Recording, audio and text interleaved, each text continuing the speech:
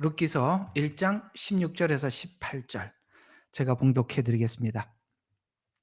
룻이 말하기를 나로 어머니를 떠나라고 하거나 어머니를 따르는 것에서 떠나 돌아가라고 강권하지 마소서.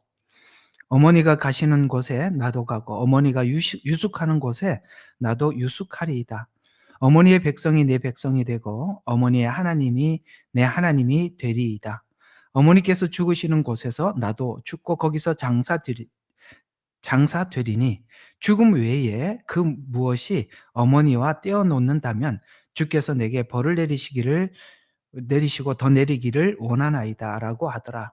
나오미가 그녀가 자기와 함께 가려고 마음을 굳힌 것을 보고 그녀에게 말하기를 그치더라. 아멘.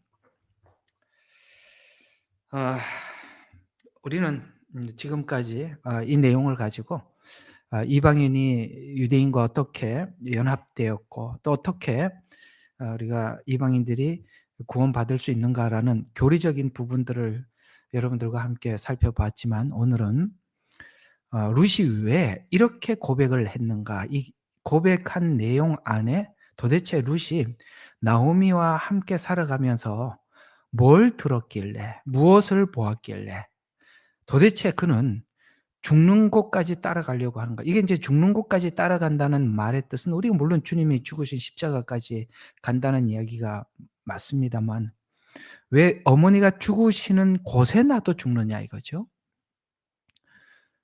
이건 바로 어 지금까지 나오미에게 들어왔던 그 하나님이 어떤 분인 줄을 듣고 믿은 믿음의 결과입니다. 자, 이 부분을 오늘 우리가 한번 생각해 볼 텐데 오늘 이 내용을 준비하다가 지난날 참 은혜 받을 때 불렀던 우리 복음성가들이 참 많아요. 가면에 오매 늘 그 이어폰 꽂고 듣고 불렀던 찬양 가사 중에 한 가사가 생각이 났습니다. 여러분 이제 여기 요즘도 요즘은 이렇게 교회도 평균 연령이 뭐 거의 60대 가까이 되는 거니까 제가 이렇게 즐겨 불렀던 찬양 여러분들도 아마 옛날에 많이 불러봤을 거라고 생각합니다. 그때 뭐 복음성가 가수들이 많지는 않았지만 다 우리 같이 들었던 이야기 가수들이겠죠. 혹시 여러분들 전용대 씨라고 아시는가 모르겠습니다. 지금 그분이 아마 연세중앙교회에서 뭐 다니시는 것 같기도 하고 지금 목사님 되신 걸로 알고 있습니다만 그분의 그 찬양 가사 속에 복음성가 불렀던 내용 속에 이런 복음성가가 있어요. "너는 무엇을 보았길래 믿음의 눈으로 보라."라는 내용인데요. 이게 가사를 한번 쭉 읊어보면 이런 이야기입니다. "너는 무엇을 보았길래 그렇게도 놀라느냐? 너는 무슨 소리를 들었길래 근심 속에 빠졌느냐? 믿음의 눈을 떠라. 믿음의 귀를 열어라. 세상 모든 풍파를 믿음의 눈으로 보라." 참 멋진 가사지요. 2 절은 이렇습니다. "너는 무엇을 보았길래 그렇게도 즐거워하냐? 너는 무슨 소리를 들었길래 발걸음이 가벼우냐? 주님의 음성 듣고 담대히 나서는 자는 주님의 권능의 팔로 언제나 지켜주리." 롯은 오늘 여기 룻은 무슨 소리를 들었길래 이렇게 발걸음 가볍게 아무 희망이 없어 보이는 나오미를 따라가려고 결정을 했을까요? 그것도 어느 정도 따라가다가 보고 뒤에 좀 여차하면 돌아서야지는 것이 아니라 어머니가 죽으시는 곳에 나도 가고 어머니가 죽으시는 곳에 나도 죽겠다고 할 만큼 이런 고백을 했을까? 이게 오늘 우리 이방인들이 이스라엘과 함께했던 하나님을 보고 듣고 여기에서 믿음이 생겨서 나는 고백인데 이 고백이 가다가 적당히 따라가겠습니다가 아니라 반드시 당신이 죽는 곳에 나도 죽겠다라는 말, 이게 무슨 뜻일까요? 주님이 죽으시는 곳에 나도 죽겠습니다. 주님이 가시고자 하는 곳에도 나도 가겠습니다. 라는 이야기로 우리가 바꿔서 설명할 수 있는 것이 아니겠습니까? 우리는 지금 현재 어느 정도까지는 세상에 이런 종교 다원주의 에큐메니칼 운동에 대한 이해를 하고 잘 따라왔던 분들이 결국에는 또 이 재림 복음 앞에 서서 예를 들어서 뭐 전천년설, 후천년설, 그다음에 7년 환란 전 휴거, 중간 휴거, 후반 휴거, 거기까지는 우리가 양보하더라 하다 한다고 합시다. 좋아요. 그건 뭐 7년 전 휴거 좋습니다. 중간 휴거 좋습니다. 마지막 휴거 이거 가지고는 굳이 그렇게 우리가 갈라질 만한 이야기는 아닌 것 같은데, 분명한 거 한 가지는 이것 여기서는 우리가 갈라져서는 안 되는 부분이 있습니다. 여기서는 결국은 여기 와서 갈라지게 되는데, 오늘 여기 룻기서에서 말하고 있는 이방인들이 유대인들을 통해서 하나님께서 계시해 주셨고, 그 이스라엘을 통해서 하나님께서 계속 우리들에게 말씀을 이방인들에게 전달해 주고 있는데, 오늘 우리가 과연 정상적인 복음을 듣고 정상적인 복음을 받았다면, 오늘 여기 룻이 하나님 앞에 이렇게 신앙 고백을 하면서 어머니의 하나님이 내 하나님이라고 말하듯이 이스라엘의 그 하나님이 우리의 하나님이 됐는데, 그 이스라엘은 어디 가버리고 나오미는 어디 가버리고 룻만 혼자 남아서 신앙 고백을 할 수 있을까요?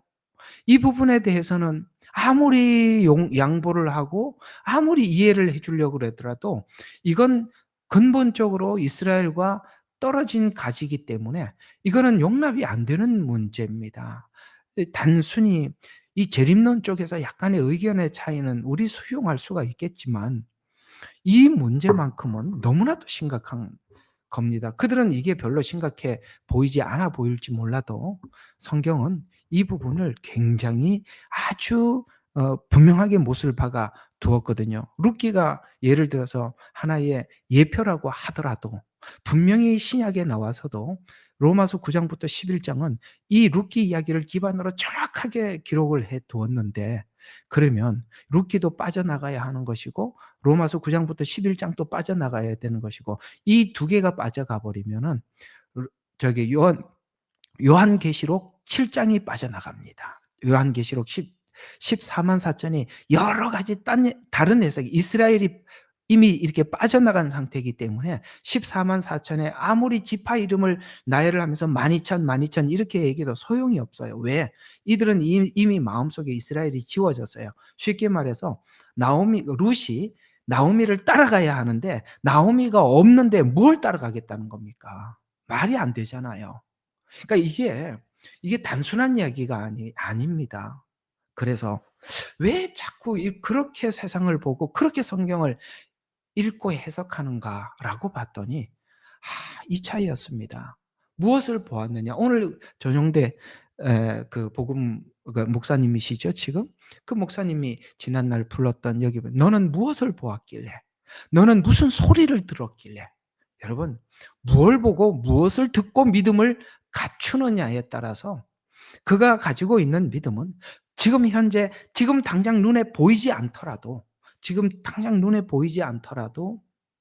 하나님께서 약속하시고 말씀하신 대로 이루어 갔다는 사실을 룻은 계속 나오미를 통해서 지난날 하나님과 함께했던 아브라함의 이야기, 이삭의 이야기, 야곱의 이야기, 요셉의 이야기, 더 나아가서 누구 이야기? 모세를 통해서 이스라엘을 출애굽했던 이야기, 그리고 이 견고한 절대 무너지지 않을 것 같은 가나안 땅을 하나님께서 점령했던 이야기, 그 이야기들을 지금 현재 이스라엘은 마치 사사시대와 같이 무너져 있고, 이들은 지금 식량이 없어서 모압 땅에 내려와 있지만 지난날 이스라엘에게 약속했던 그 하나님의 그 신실하심을 지금 그 나오미를 통해서 계속 전해 들음으로써 그는 하나님께서 어떤 분인지 믿는다는 것이죠. 지금 이 나오미 가정에는 이 가정의 가계를 이을 수 있는 남자들이 씨가 말라버렸고 아무도 없지만,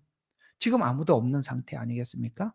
그렇지만 그 하나님께서는 아브라함에게 찾아오셔서 마치 이삭을 주신 것처럼 그렇게 출발한 하나님의 약속, 그 언약이 이루어지는 그 수많은 역사들, 그 가운데 하나님 함께했던, 지금 비록 나오미가 이런 상태라 할지라도 지난날 하나님께서 아브라함에게 약속하신 약속대로 없는 이삭을 하나님께서 준비시켜서 없는 이삭을 준비시켜서 하나님께서 그 약속을 이루어 갔던 것처럼 마치 이스라엘 백성들이 애굽에서 더 이상 요동할 수 없는 이런 상태에 그들이 도저히 하나님의 약속을 이룰 수 없는 그런 완벽한 고립된 상태에서 하나님께서는 모세를 준비시켜서 이 애굽 땅에서 이끌어내시고 하나님께서 약속한 땅으로 이끌어 드렸던 그 하나님이 지금 나오미 가정에 씨앗이 없고 남자들이 다 죽었지만 그러나 그 하나님은 어떤 하나님이라는 것을 믿기에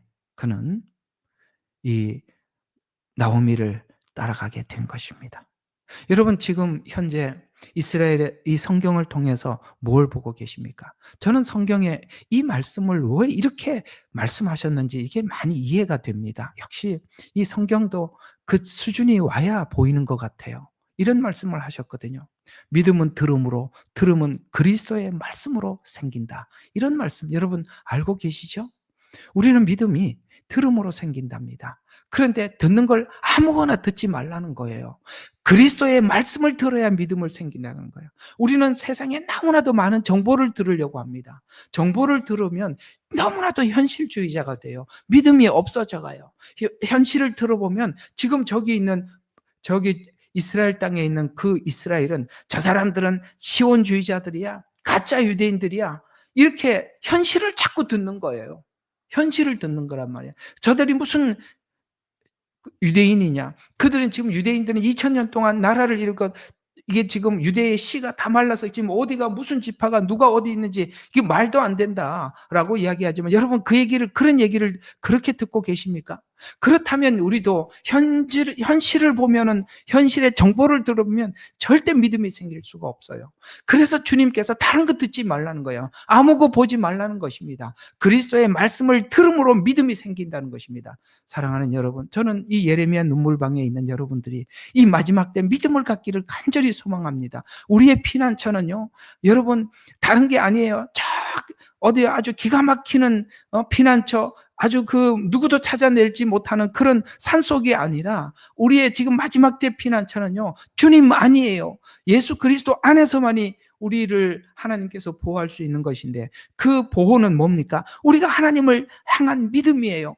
지금 현실에는 아무것도 안 보이죠. 지금 이 중동에 있는 이스라엘의 현실들을 보면 기가 막히죠. 마치 오늘 이 나오미가 가정과 같이 모든 현실은 죽은 현실과 같습니다. 아브라함, 그래서 정말 지금 우리가 저 이스라엘을 보면 마치 죽은 것 같아요.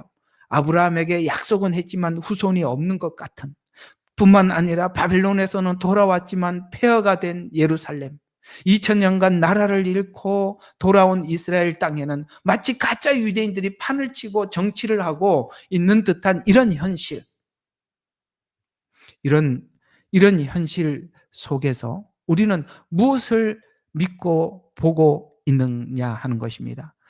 지금 대략적으로 보면 이 반유대주의를 하고 있는 사람들이 외치는 외침은 저희들과 같은 사람들에게 자꾸 하는 말들이 그거예요. 저 사람들이 진짜 유대인이 아니다. 자꾸 그게 현실을 가지고 성경을 대입을 시켜보니 뭘 할 수가 있겠습니까? 여러분, 하나님은 우주 만물을 창조하신 하나님이세요.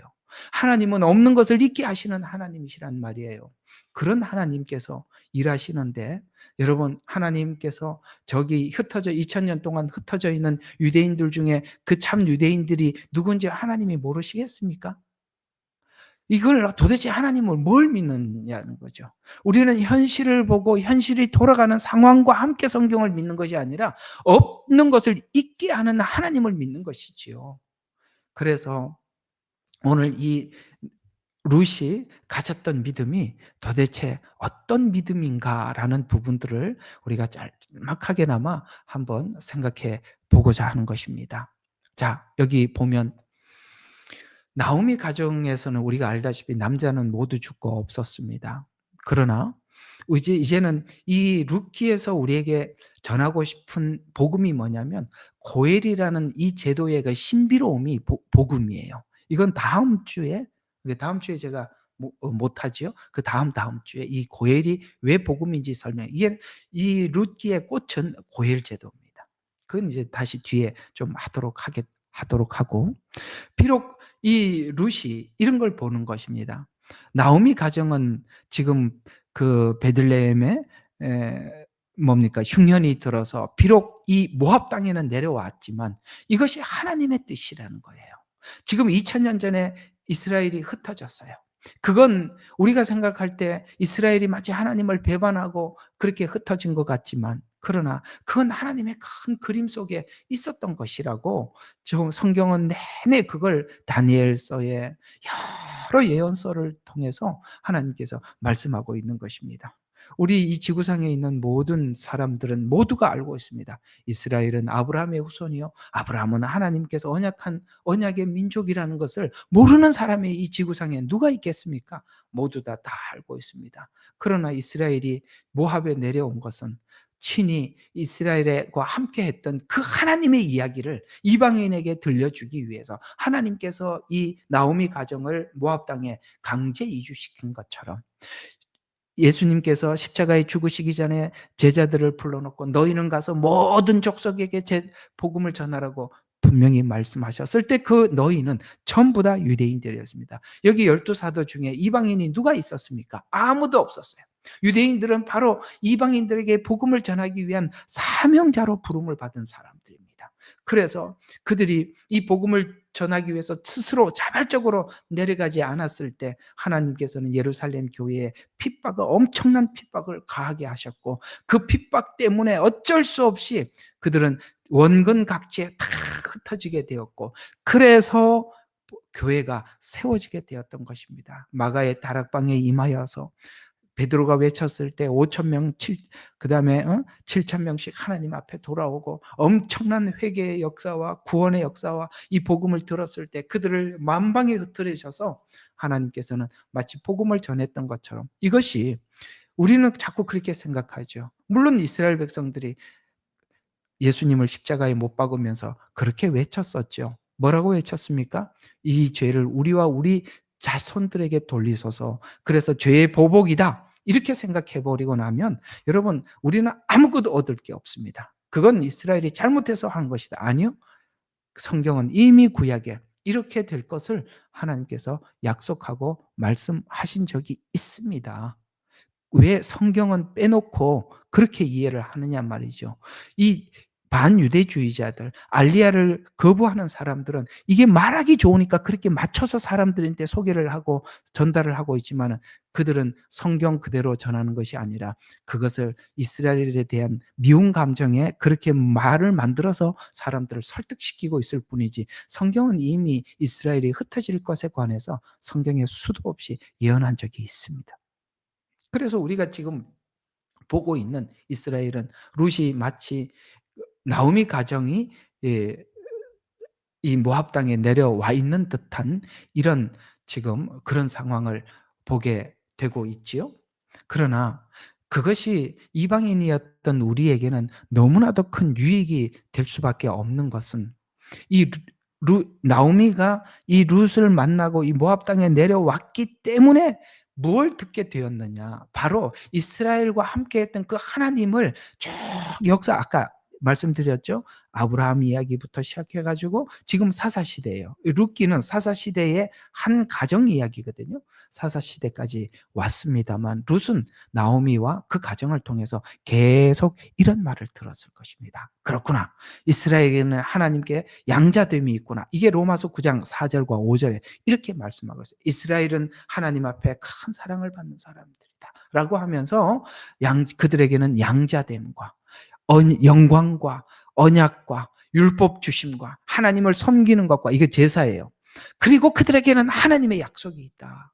이 약속을 받은 것은 자신들의 조상들이 그 약속을 받고, 그 약속은 하나님의 살아계시는 한 유효하며, 더 나아가서 우리 모든 인류의 구원자요 메시아인 그리스도가 그 땅에 나셨고, 또 그리스도께서 다시 이스라엘 땅으로 오실 것이다라고 분명히 지금 이 사도 바울은 하나님께서 이스라엘을 통해서 한 약속, 그다음에 이스라엘을 통해서 온 세상에 하나님의 하나님 되심을 증거할 것임. 그것을 하나님께서 초림의 주님께서 예수님께서 오셨고 주님은 분명히 또 감람산으로 다시 오실 거예요. 그 감람산은 저기 있는 이스라엘 땅에 있는 그 산 아니겠습니까? 그 약속을 하나님께서 하셨다라는 것을 아마도 이 나오미의 수많은 그 조상들의 이야기를 들으면서 점점 그 이야기, 바로 그 이야기, 하나님의 그 약속, 그 말씀을 들으면서 룻은 분명한 지금 현재 이 가정은 이 형편이지만 하나님은 지난날 약속한 대로 이루듯이 앞으로 그 이 약속을 이룰 것이다라는 것을 그는 믿고 보게 된 것입니다. 사랑하는 여러분, 여러분은 주님의 지금 무엇을 믿고 있습니까? 우리가 저 무너져가 있는 그 이스라엘을 보고 에이, 저기서 무슨 하나님의 일을 하시겠어? 교회를 통해서 일하시겠지. 라고 생각하십니까? 아닙니다. 하나님은 신실하십니다. 하나님은 변함이 없으세요. 하나님의 하신 말씀을 중간에 이렇게 말해놓고 저렇게 행동하는 분이 아닙니다. 그럼 우리는 저부터 하나님을 못 믿습니다. 어떻게 하나님을 믿겠어요? 하나님 이렇게 말했다가 다음에 저렇게 하는데 어떻게 믿겠어요? 믿음이란 하나님께서 하신 말씀을 그대로 이루는 것입니다. 그래서 우리가 이 지금 현재 우리가 가지고 있는 이방 교회인 우리가 가지고 있는 믿음은 오늘 여기 룻이 고백했던 그 말이 딱 그것입니다. 어머니의 하나님이 나의 하나님입니다. 그렇습니다. 분명히 나오미가 있고 그 나오미의 하나님이 내 하나님이에요. 지금 현재 나오미가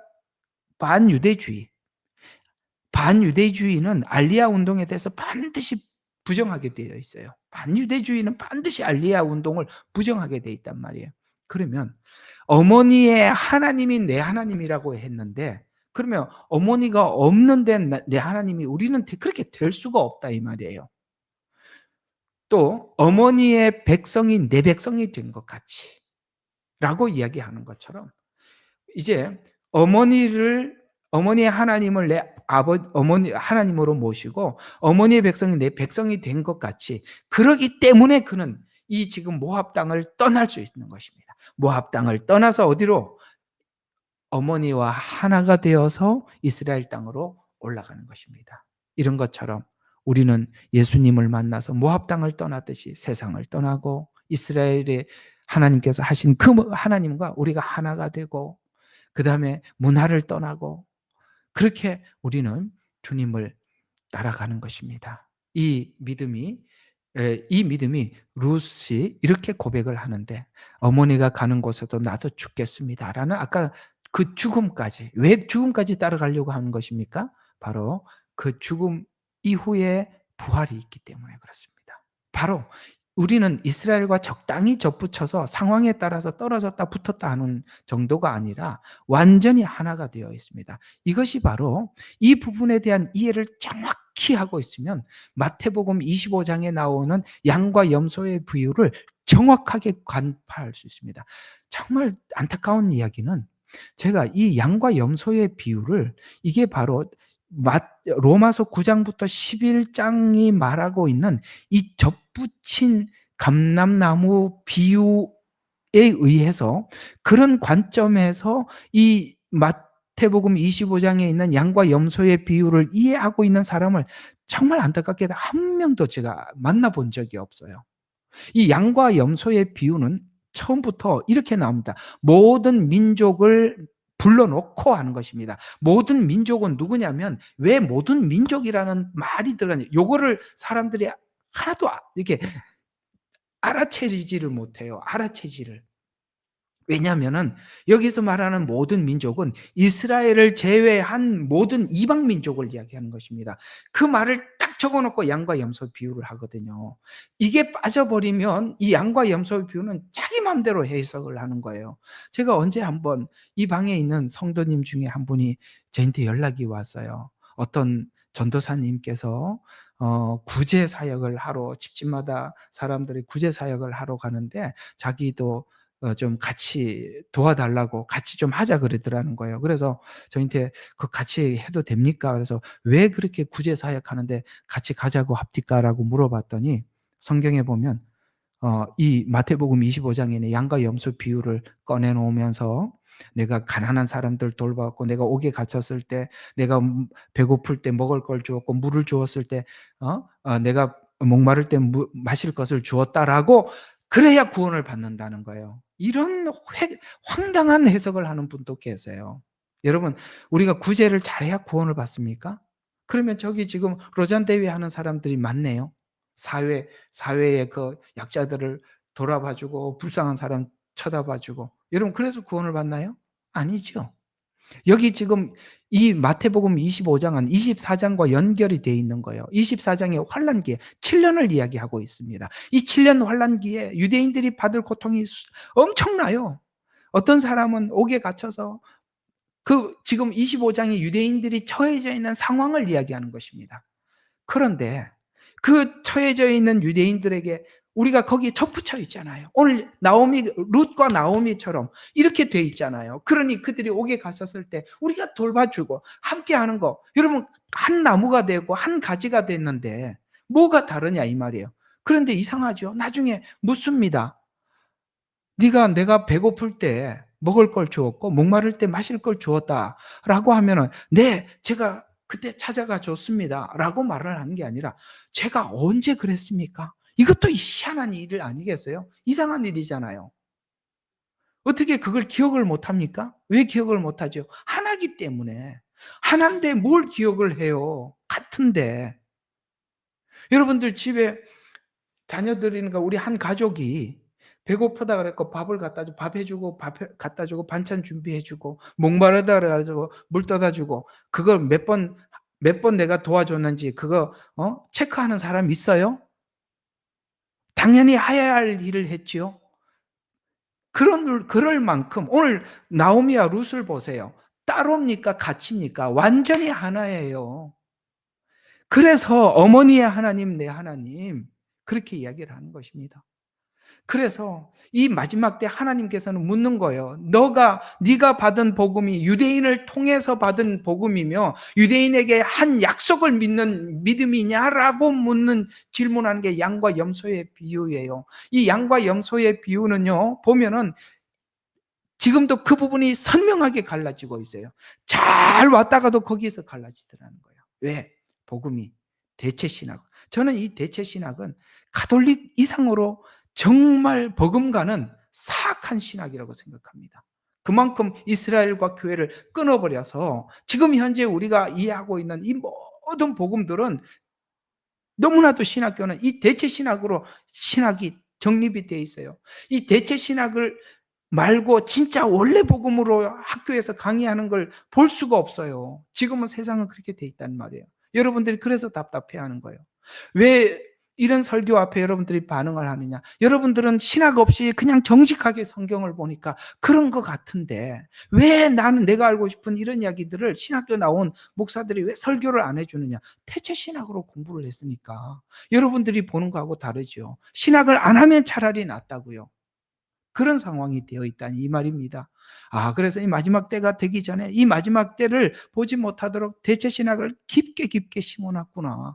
참 거기에 저는 많이 안타까워하는 그런 사람입니다. 자, 이런 것처럼 이 믿음이 저 룻의 믿음이 나오미의 가정을 회복시켜 주죠. 아까 이제 고열 제도가 복음이라고 말씀드린 것처럼 그건 다다음 주에 한번 말씀을 드리도록 하고요. 그래서 룻 때문에 나오미 가정이 회복되듯이 이방인 때문에 뭡니까?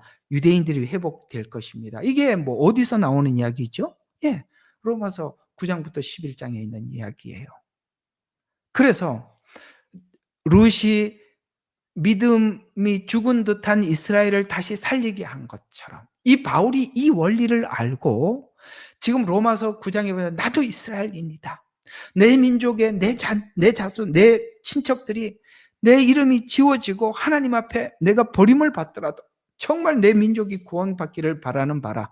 그런데 하나님이 어떻게 플랜을 짜놨냐면은 플랜을 어떻게 짜놨냐면은 이스라엘이 내려가서 이방인들에게 복음을 전해서 룻과 같은 교회가 생겨나게 되고, 이 룻과 같은 교회가 다시 이스라엘에게 복음을 전해서 이스라엘이 살아난다. 이게 룻기에서 발취한 거예요.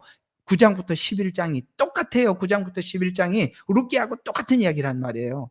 그래서 바울이 이방인들에게 복음을 그렇게 열정적으로 전하려고 했던 첫 번째 이유는, 물론 우리 이방인들에게 하나님이 아브라함이 모든 민족에게 복을 받을 것이라고 약속하신 믿음과 약속을 믿기 때문에 그 일도 했지만, 내심 자기 민족을 향한, 이방인들이 주님 앞에 룻과 같은 교회가 나와야 자기 민족이 구원을 받는다는 걸 알기 때문에 그토록 더 열정적으로 이방인들에게 복음을 전했다는 거예요. 이제 아시겠어요? 왜? 유대인들의 회복은 이방인들이 회복시켜 주는 거예요. 룻이 나오미 가정을 회복시키듯이 말이죠. 이 원리를 다 알고 나면 9장부터 11장이 확 열려버리고요. 그 다음에 요한계시록 7장에 있는 14만 4천이 확 열려버려요. 진짜 그들이 이스라엘이 맞구나 하고 열려버리는 거예요. 그리고 이스라엘이 하나님 앞에 돌아오는 과정 안에서 수많은 셀 수 없는 흰옷 입은 무리들, 이방인들이 하나님 앞에 돌아오는 거예요. 이게 다 열려버리는 거예요. 전부 다 열려요. 그게 막히질 않는다 이 말이에요. 이 대체 신학을 딱 갖다 놨더니 그런 게 다 닫혀버리는 거예요. 그래서 이 전략, 이 전략을 하나님께서 구상을 하시고 이 계획을 가지고, 그림을 가지고 이 복음을 움직이는 걸 보고 너무나도 감탄했던 것입니다. 이야, 하나님께서 이렇게 해서 이방인도 살리고 유대인도 살리고 모두 다 살리는구나. 하나님이 하시는 모든 일들은 선하시구나.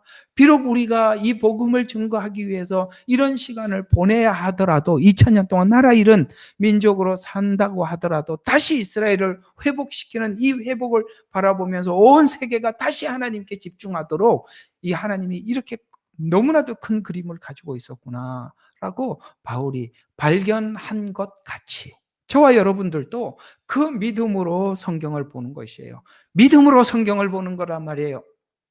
정보를 자꾸 들으려고 하지 마시고 예수 그리스도에 관한 말씀을 들으세요. 그것이 여러분들이 이 마지막 때 여러분 자신을 준비시키는 것이고 절대 두렵지 않습니다.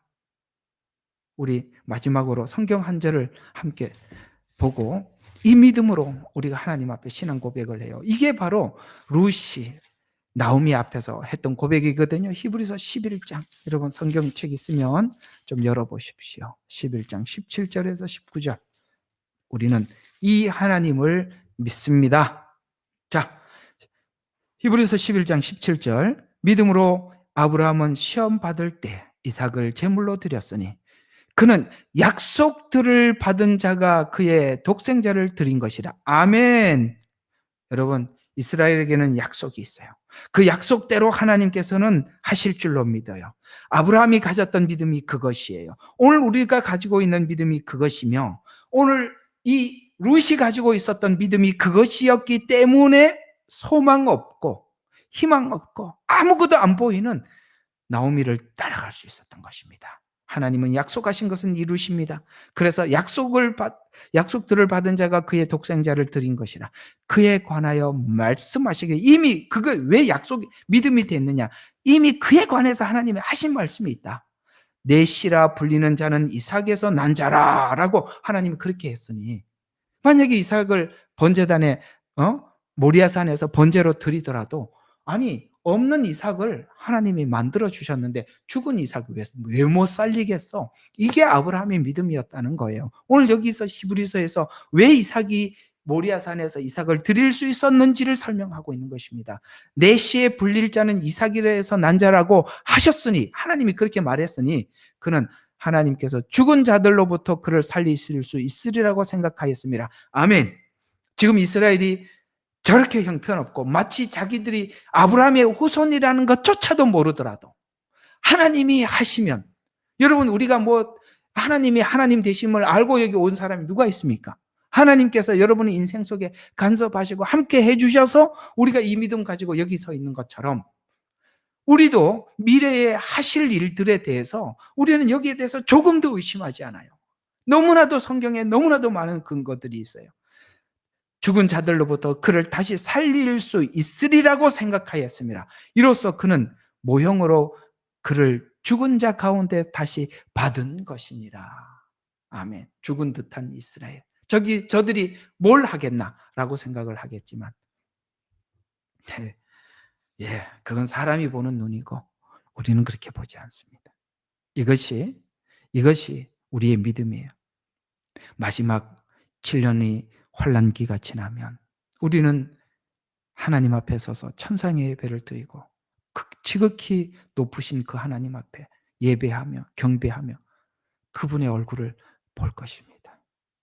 이 믿음이 여러분들의 이 환난기를 극복하게 하고 우리를 살아나게 하는 것입니다. 여러분, 룻과 같은 신앙 고백 우리 준비하고 또 이 마지막 때를 준비해서 나가야 하는 줄로 믿습니다. 그런 저와 여러분이 되시기를 주님의 이름으로 축원하면서 기도하고 마치겠습니다. 좋으신 하나님, 룻이 나오미가 오지 않았더라면 그 얘기를 들을 수도 없었고 따라갈 수도 없었을 것입니다. 하나님께서 이스라엘을 2000년 전에 하나님 세계로 보내지 않았더라면 우리는 하나님의 이야기를 들을 수 없었을 것입니다. 하나님께서 이스라엘을 바벨론으로 보내지 않았더라면 느부갓네살 왕과 바벨론은 복음을 듣지 못했을 것입니다. 우리는 그들이 심판을 받아서 그렇게 고통스럽게 그들의 죄를 보면서 저 죄인, 예수님을 십자가에 못 박은 악한 민족이라고 이야기를 하지만 그러나 그들은 이 복음을 위해서 수고한 자들이라고 요한계시록에 보면 그 기둥 위에 이스라엘 12지파의 이름을 기록했다고 말씀하고 있습니다. 주님, 우리는 세상의 원리는 아버지 하나님의 보응의 원리로 움직이고 있으나 하나님은 그 보응을 통해서도 하나님께서는 하나님의 빛난 일들을 해가시는 하나님인 줄 믿고 우리가 순간과 상황에 매이지 않는 하나님의 큰 그림 속에 믿음을 갖는 믿음을 우리 듣는 모든 심령들에게 주셔서 아버지 하나님 그 믿음으로 오직 나의 의인은 믿음으로 말미암아 살리라고 말씀하신 그 삶의 믿음이 믿음 안에서 하나님 앞에 고백되어지게 하옵소서. 예수님 이름으로 기도합니다. 아멘. 우리는 역사상 가장 중요한 시점을 지나고 있습니다. 하나님께서는 하나님의 일을 하시기 전에 사람을 준비시키셨음을 우리가 알고 있습니다. 하나님 말씀은 마지막 때에 대추수, 대부흥의 때가 있다고 분명히 예언하고 있습니다. 아멘. 하나님의 말씀이 그대로 성취될 것을 믿습니다. 예레미야 눈물은 잠자는 교회와 영혼을 깨우기 위해 노력하고 있습니다. 이 가슴 뛰는 일에 함께 하길 원하시는 분은 카카오 채널로 연락 주시기 바랍니다. 당신은 위대한 하나님의 사람입니다.